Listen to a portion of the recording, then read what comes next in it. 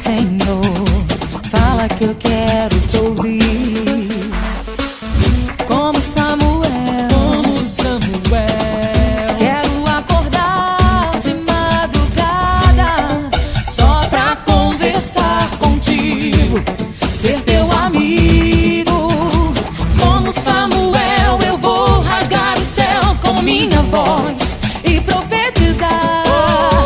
Deus vai responder e sobre a nação adoradores vão reinar.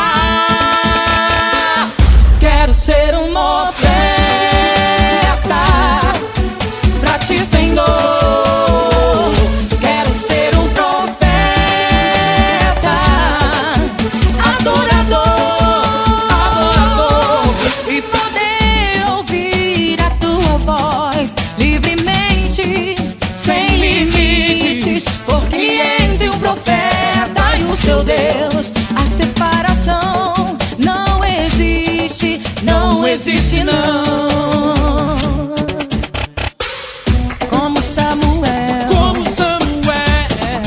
quero acordar de madrugada só pra conversar contigo, ser teu amigo. Como Samuel, eu vou rasgar o céu com minha voz e profetizar.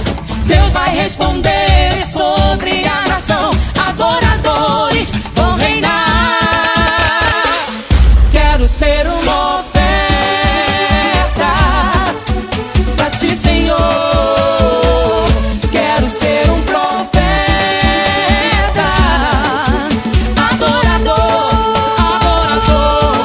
e poder ouvir a tua voz livremente, sem limites, porque entre o profeta e o seu Deus a separação não existe, não existe não.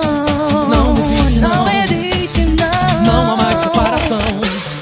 Quero ser uma oferta pra ti, Senhor. Quero ser um profeta,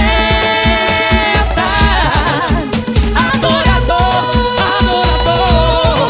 e poder ouvir a tua voz livremente, sem limites, porque entre o profeta e o seu Deus a separação não existe,